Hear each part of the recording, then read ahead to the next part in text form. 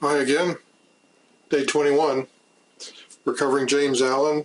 We're on chapter 2 of Man Thinketh, Effective Thought on Circumstances.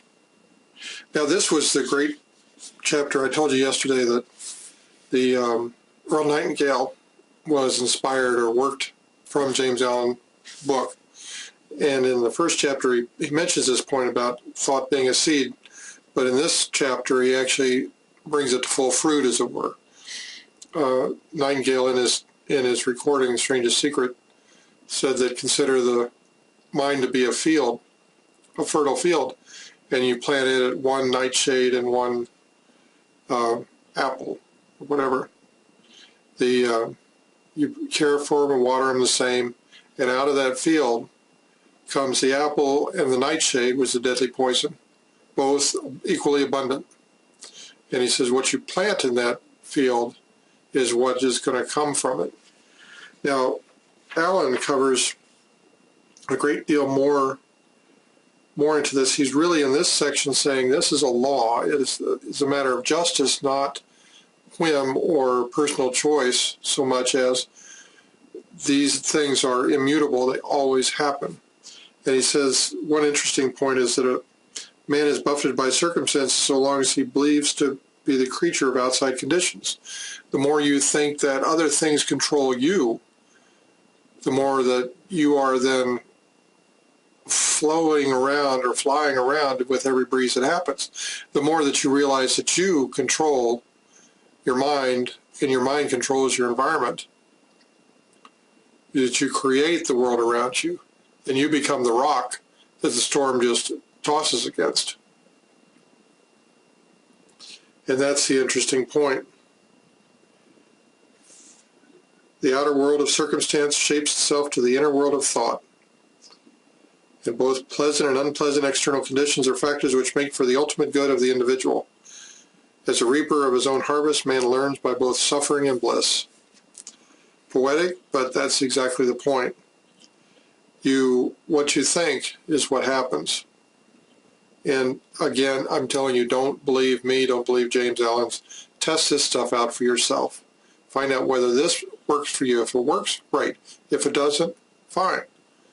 But the point is to expose yourself to ideas that perhaps are outside the norm, or definitely outside the conventional wisdom that goes on, right? But you can profit, you can change your life with this stuff. Now, I'm just taking up the key points of these things. Circumstance does not make the man, it reveals him to himself. The other point he's making is that what happens to you, this point of law, is that it's not what you want to be, it's what you are. And that's important. What you are is what's important, because that is what you're going to attract. People are magnetic to the degree that they want, that they really are themselves.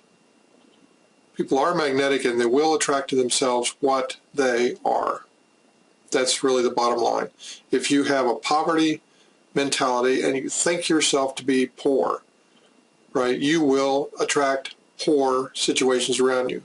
If you realize that you are the cause of outrageous and endless abundance, that all manner of luxury and complete satisfaction in every financial and otherwise need you'd have, all these flow towards you. And the whole point is changing that beingness, changing that decision to be a certain way or another. He says energetic thoughts crystallize into habits of cleanliness and industry. Lazy thoughts crystallize into habits of uncleanliness and dishonesty. Beautiful thoughts all crystallize into habits of grace and kindliness. And that's what flows towards you. So this is the point, is that you keep the thoughts you hold in your mind influence how you are, or reflect how you are. And so the point is to really constantly work out how you can change the mental habits that you have going on and let the ones that are non-survival just go, and reinforce the positive ones which are going in the direction you want to move.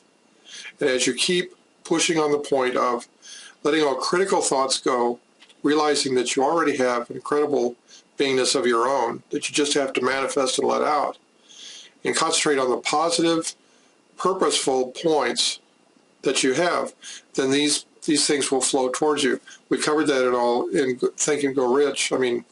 Go Thunk Yourself. Think and Go Rich definitely does cover it too. As once you control your mind, you can change. You can have something to change. You can change your mind. You can control your attitudes. And by changing your attitudes, you change your beingness. Change your beingness, the world around you, the circumstances, then become under your control. They reflect. You attract, per Allen, 1902, remember. There are earlier books in this talk about the law of attraction, but this one's 1902. It didn't just start recently. It's been known for a very long time. Anyway, the point of this is that all through Go Thunk Yourself, we've covered these various points, and they all come up logically, and they all result in a beingness, and then that inspires doingness, actions for you to take, which then will enable you to achieve or acquire anything you want. But Alan points out in the second chapter of As Man Thinketh, concentrate on and realize that what you are is what you will attract. Okay? Thanks.